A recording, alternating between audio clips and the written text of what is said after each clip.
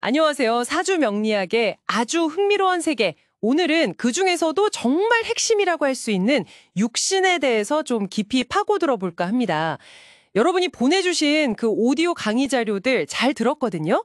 이걸 들어보니까 육신 각각의 어떤 기본적인 의미부터 시작해서 얘네들이 서로 어떻게 영향을 주고받는지, 그러니까 상생상극이죠. 네네. 그리고 또 그 힘이 세고 약한 건 어떻게 봐야 하는지, 특히 그 월지라는 자리가 엄청 중요하다고 계속 나오더라고요. 그래서 오늘 저희 목표는 이게 좀 복잡해 보일 수 있는데 이 육신들의 관계망을 좀 명확하게 이해하고 각각의 에너지가 실제로 어떻게 작용해서 우리 삶을 해석하는 데 어떤 실마리를 주는지 그 핵심을 딱 짚어보는 겁니다.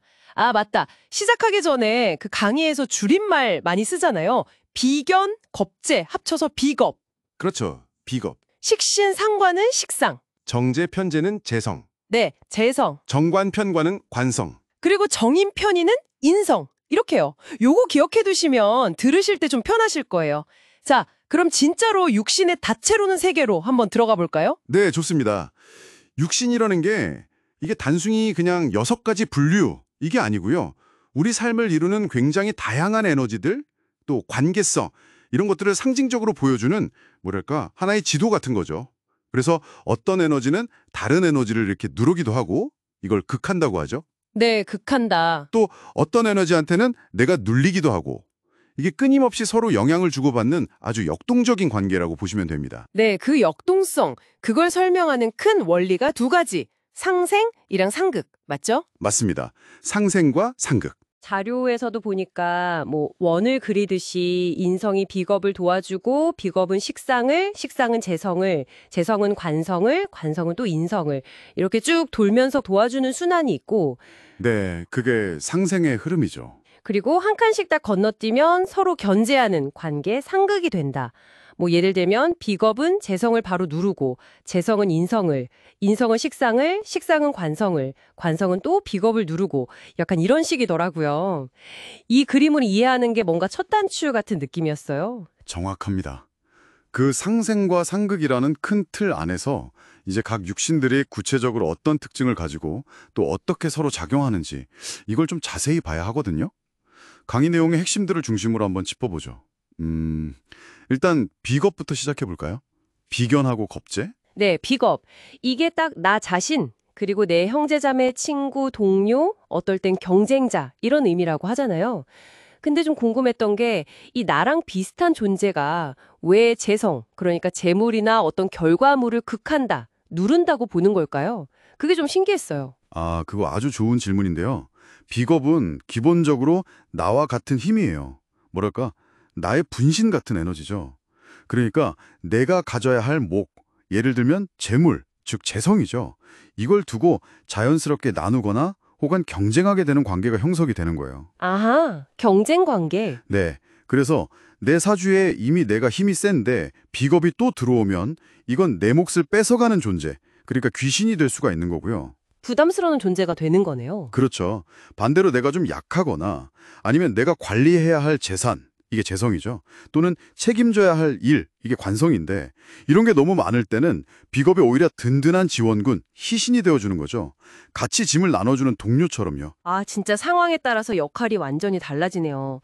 특히 그 겁재는 표현이 되게 강렬하던데 아예 재물을 겁탈하는 도둑 이렇게까지 나오더라고요. 그만큼 재성에 미치는 영향이 크다는 뜻이겠죠. 맞습니다. 겁재는 특히 정제, 그러니까 안정적인 재물이나 남성 사주에서는 아내를 직접적으로 극하는 힘이 강해요. 그래서 사주에서 겁재가 좀 강하게 작동하면 뭐 충동적으로 돈을 쓴다거나 재산 손실이 있다거나 아니면 배우자와의 관계에서 좀 어려움이 생기는 형태로 나타날 수 있다고 보는 거죠. 그렇군요. 근데 이것도 또 단정 지을 수는 없는 게 만약에 월지의 재성이 아주 강해요. 뭐랄까 재물이 넘쳐나는 상황인 거죠. 네. 이럴 때는 겁재가 오히려 그 많은 재물을 지키는 강력한 힘, 카리스마 같은 걸로 발현될 수도 있다는 거예요. 강의에서도 뭐 조폭 두목이 구역 지키듯이 이런 비유를 쓰던데. 하하, 재밌네요. 네, 그래서 뭐 경찰, 군인 아니면 기업가로 크게 성공하는 경우도 있다고 설명하죠. 결국 중요한 건 항상 균형과 조화예요. 균형과 조화. 네, 이거 계속 나오는 키워드 같네요. 기억해야겠습니다. 그럼 다음은 식상으로 넘어가 볼까요? 식신하고 상관. 이건 나의 어떤 표현력, 창의력, 활동성, 또 여성분들한테는 자녀를 의미한다고 하고요. 이 에너지는 관성, 그러니까 나를 통제하는 규칙이나 권위, 직장, 또 여성에겐 남편을 극한다, 누른다고 하더라고요. 이거 들으면서 왠지 좀 자유로운 영혼이 규칙을 답답해하는 그런 모습이 딱 그려졌어요. 네, 정확히 보셨어요. 식상은 기본적으로 내 안의 에너지를 밖으로 이렇게 발산하는 힘이거든요. 그러다 보니까 나를 규제하고 통제하려는 관성과는 본능적으로 좀 부딪히는 면이 있는 거죠. 아, 부딪히는군요. 네. 그래서 식상이 너무 강하면 조직 생활에 좀 어려움을 느낀다거나 윗사람이나 권위와 좀 충돌하는 모습으로 나타날 수 있죠. 반대로 이 식상을 제어하는 건 인성이에요. 생각하고 받아들이고 배우는 에너지. 생각이 너무 많으면 행동, 즉 식상이 좀 위축될 수 있는 거랑 비슷한 이치죠. 그중에서도 식신은 이름부터 밥식자가 딱 들어가서 그런지 먹을 복, 건강, 행운의 아이콘처럼 되게 좋게 묘사되던데요. 노력 없이 얻는 행운이라니 이거 너무 매력적인데요. 네, 식신은 보통 길신, 좋은 신으로 분류되는 경우가 많아요. 의식주 걱정 없고 건강하고 여성에겐 좋은 자녀복 이런 것뿐만 아니라 좋은 스승이나 윗사람 만나는 그런 인복으로도 해석하거든요. 네네. 근데 여기서도 중요한 전제가 또 있어요. 바로 내가 그 복을 누릴 만한 힘이 있는가 하는 거예요. 아, 또 힘이군요? 내가 강해야 된다. 그렇죠. 내가 약한 상태, 신약이라고 하죠. 이런 상태면 식신이 오히려 내 기운을 쪽쪽 빼앗아가는 부담스러운 존재, 귀신이 될 수도 있다는 거죠. 아, 그렇구나. 그래서 항상 월지의 기운이라든지 아니면 그 12운성이라는 걸 통해서 나의 강약을 먼저 살피는 게 중요하다고 강조하는 겁니다. 그리고 식신은 편인을 만나면 도식이라고 해서 밥그릇을 엎는다, 이런 흉한 조합이 될 수 있어서 이걸 좀 경계해요. 도식, 밥그릇을 엎는다니 표현이 무섭네요. 알겠습니다. 그럼 상관은 어떤가요? 식신이랑 비슷하면서도 뭔가 좀 더 날카롭고 도전적인 느낌이 강했어요.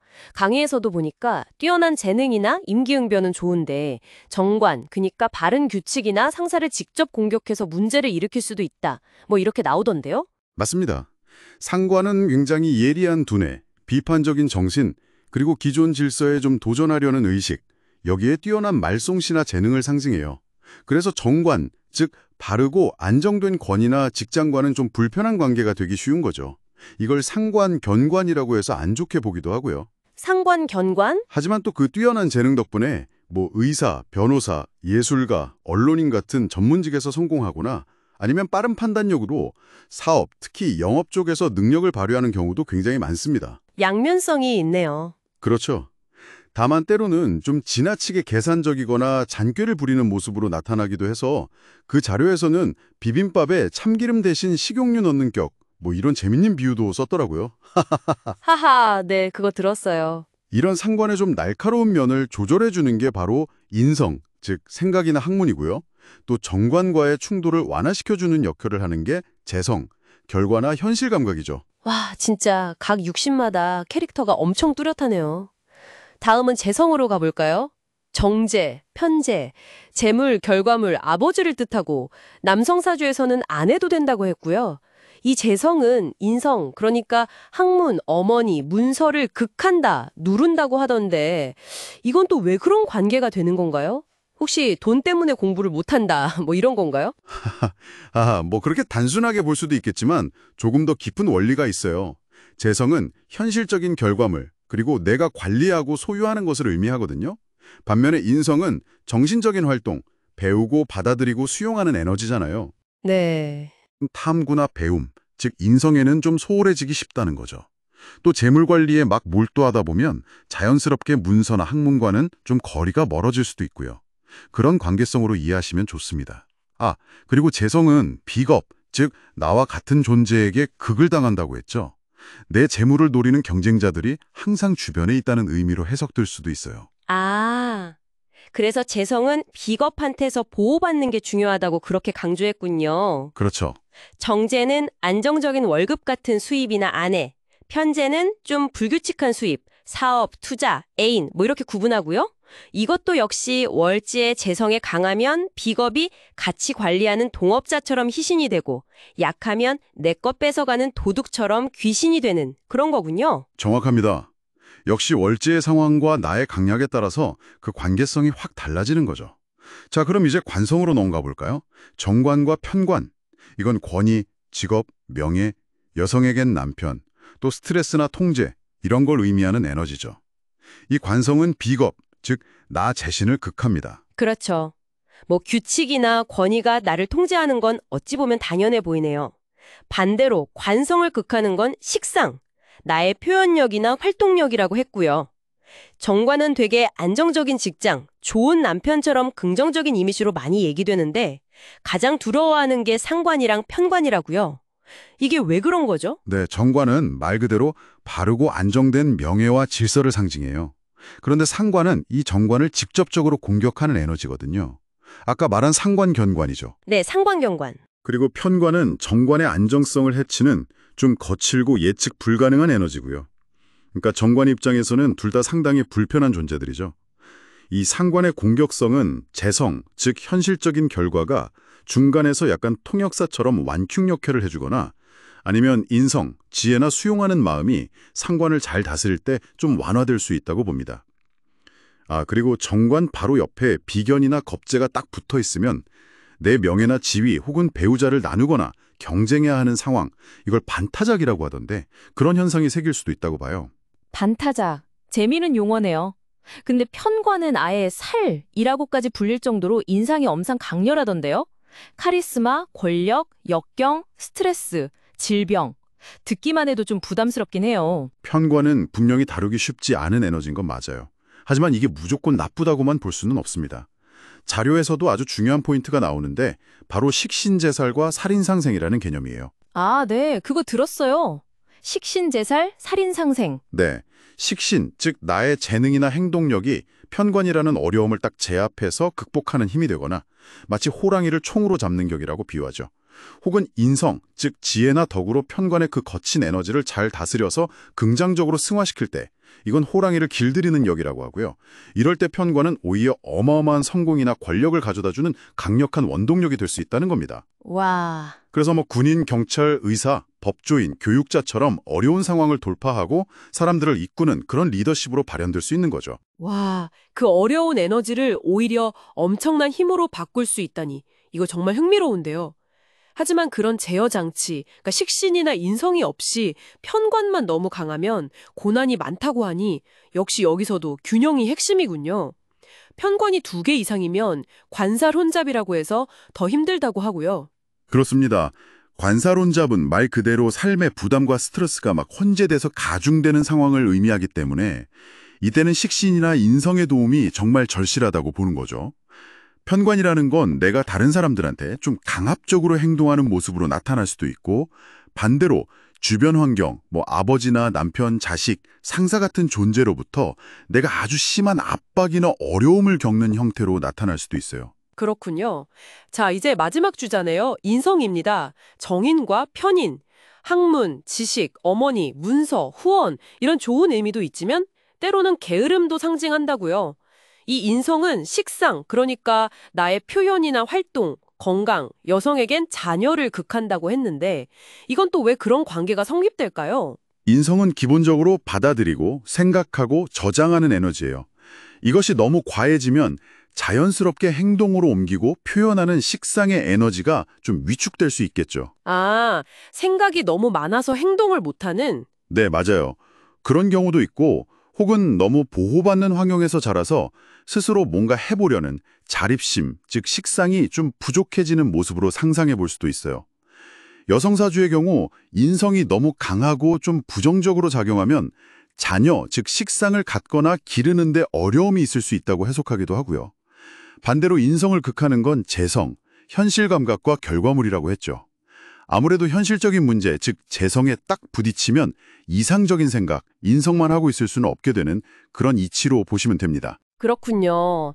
정의는 뭔가 따뜻한 어머니의 사랑, 안정적인 학문 같은 느낌인데 편의는 분위기가 좀 다르더라고요. 직관, 비조류 학문, 약간 계모 같은 존재, 고독, 불안정. 그러면서도 아까 식신을 극해서 도식을 일으키면 밥그릇을 엎는 것처럼 식복이나 건강에 문제가 생긴다고 하니 좀 까다로운 친구 같아요. 네, 편의는 확실히 좀 복합적인 면이 많아요. 정인처럼 안정적인 사랑이나 지지를 충분히 받지 못했을 수도 있기 때문에 내면에 좀 외로움이나 의심 같은 게 많을 수 있고요. 그래서 오히려 더 따뜻한 정을 갈구하는 경향도 있죠. 아, 그래서 그렇군요. 하지만 그 과정에서 또 남다른 직관력이나 강한 생존력, 독창성 같은 걸 얻기도 해요. 굉장히 총명하지만 때로는 좀 인색하거나 냉소적인 면모를 보일 수도 있고요. 말씀하신 것처럼 식신을 극하는 도식은 편인의 가장 부정적인 측면으로 꼽히는데 이게 건강이나 활동력, 자녀 문제 등에 어려움을 줄 수 있어서 가장 경계하는 조합 중 하나입니다. 또 편인은 자신을 극하는 재성을 싫어하고요. 또 다른 편인을 만나는 것도 별로 안 좋아해요. 강의에서 계모가 둘인 격이라고 표현하더라고요. 하하, 계모가 둘이라니. 비유가 참. 와, 정말 각 육신들이 서로 물고 물리면서 얽히고 설켜 있네요. 이야기를 쭉 듣다 보니까 계속해서 그 월지의 중요성이 엄청 강조되는 것 같아요. 이 월지가 도대체 왜 그렇게 핵심적인 역할을 하는 건지 다시 한번 명확하게 짚어주시겠어요? 네, 월지. 이거는 정말 사주 해석의 기준점이자 뿌리라고 보시면 됩니다. 뿌리. 뿌리요? 네. 강의 자료들에서도 여러 번 강조되었듯이 천간, 그러니까 하늘의 기운, 겉으로 드러난 모습이죠. 이 천간에 있는 육신이 월지, 즉 땅의 기운, 내가 처한 환경이나 계절을 나타내는 이 월지에도 같은 오행으로 딱 뿌리를 내리고 있느냐 없느냐가 그 힘의 실질적인 강약을 결정하는 가장 중요한 요소가 되는 거예요. 아, 예를 들어서 천간에 정인이 있는데 월지에도 인성에 해당하는 지지가 땅 있다. 그러면 그 정인은 정말 강력한 힘을 가지게 되는 거죠. 다른 곳에 여러 개 있는 것보다 월지에 뿌리를 둔 하나가 훨씬 강하다. 이렇게 봅니다. 아, 월지가 일종의 파워 충전소 같은 거네요. 힘의 강약뿐만 아니라 아까 말씀하신 희신, 귀신을 가르는 기준도 된다고 하셨죠. 그렇습니다. 앞에서 계속 이야기 나누었듯이 월지에 어떤 육신이 딱 자리 잡고 있느냐. 예를 들어 월지가 재성으로 강하냐, 비겁으로 강하냐. 이런 것에 따라서 다른 육신들이 나에게 도움이 되는 희신이 될지 아니면 부담을 주는 귀신이 될지가 결정되는 경우가 아주 많습니다. 그리고 또 월지는 그 12운성이라고 하는 12단계의 에너지 흐름이 있거든요. 네, 12운성. 이걸 통해서 각 천간 글자가 월지라는 환경에서 실제로 얼마나 강한 힘을 발휘하고 있는지, 예를 들어 걸록이나 제왕이면 힘이 아주 최고조인 거고 병, 사, 절, 태 이러면 아주 약한 힘이거든요. 이런 구체적인 에너지 레벨을 보여주는 중요한 지표가 되기도 합니다. 그렇군요. 아, 이게 단순히 육신 하나하나의 의미만 달달 외울 게 아니네요. 월지를 중심으로 해서 그 힘이 실제로 얼마나 강한지, 약한지, 또 다른 육신들이랑 어떤 관계를 맺고 있는지, 그리고 12운성 상의 에너지 레벨은 어떤지까지 굉장히 입체적으로 봐야 한다는 말씀이시네요. 사주 원국의 온갖 재료가 다 섞인 짬뽕 같다는 비유도 그래서 나온 거군요. 바로 그겁니다. 예. 게다가 이 육신들의 힘이나 관계라는 게 딱 고정된 게 아니에요. 10년마다 바뀌는 대운이라든지 매년 달라지는 세운에 따라서 끊임없이 계속 변하거든요. 아, 변하는군요. 그렇죠. 좋았던 에너지가 약해지기도 하고 반대로 나를 힘들게 했던 에너지가 운이 바뀌면서 오히려 도움이 되기도 하고요. 사주 원국 안에서도 보면 좋은 육신 바로 옆에 그 힘을 쏙 빼가는 육신이 붙어있기도 하고 또 나쁜 육신을 효과적으로 딱 제압해주는 육신이 같이 있기도 하고 아주 복잡하게 얽혀 있어요. 따라서 상관은 무조건 나빠라거나 정의는 항상 좋은 거야 이런 식의 단편적인 판단은 정말 위험할 수 있습니다. 전체적인 구조와 균형, 월지를 통한 강약 판단, 운의 흐름까지 다 종합적으로 고려해야 깊이 있는 이해가 가능해지는 거죠. 네, 오늘 우리는 이 육신이라는 렌즈를 통해서 우리 삶의 정말 다양한 에너지와 관계의 역학을 한번 깊숙이 들여다봤습니다. 상생과 상극이라는 원리로 서로 영향을 주고받으면서 끊임없이 변화하는 그 모습들, 특히 그 중심에 월지가 있다는 점이 굉장히 인상 깊었습니다. 그렇죠. 이런 관계들을 이해하는 게 단순히 내 운명은 이렇구나 하고 딱 단정짓기 위해서라기보다는요. 오히려 여러분이 지금 어떤 에너지적인 특성 속에서 살아가고 있는지, 어떤 잠재력을 가지고 있고 또 어떤 부분에 좀 주의가 필요한지를 객관적으로 파악하는 거죠. 그렇게 함으로써 스스로를 더 깊이 이해하고 또 삶을 더 주체적으로 가꿔 나가는 데 도움을 주는 그런 자기의 도구라고 생각하시면 좋겠습니다. 네, 운명에 그냥 끌려가는 게 아니라 내 안에 있는 지도를 잘 읽고 그걸 활용하는 것에 가깝다. 이런 말씀이시네요. 마지막으로 오늘 나눈 이야기에서 좀 파생된 질문 하나를 여러분께 던져볼까 하는데요. 자료에서도 보면 종종 어려움이나 스트레스로 해석되는 그 편관, 살이라고도 했죠. 이 에너지가 식신, 즉 행동력이나 기술, 혹은 인성, 지혜나 덕이라는 열쇠를 만나면 오히려 강력한 힘과 성공의 발판으로 확 바뀔 수 있다고 했잖아요. 네, 식신제살 살인상생. 네, 바로 그거예요. 식신제살, 살인상생. 지금 여러분의 삶에서 혹시 마주하고 있는 어떤 어려움이나 좀 도전적인 과제가 있다면 그걸 그냥 힘들어, 문제야 이렇게만 여기기보다 그 거친 에너지를 잘 다스리고 긍정적으로 활용할 수 있는 나만의 식신 혹은 인성은 과연 무엇일지 한 번쯤 생각해 보시는 건 어떨까요? 이 질문이 여러분의 고민에 어떤 새로운 관점이나 돌파구를 찾는 작은 실마리가 될 수 있기를 바랍니다.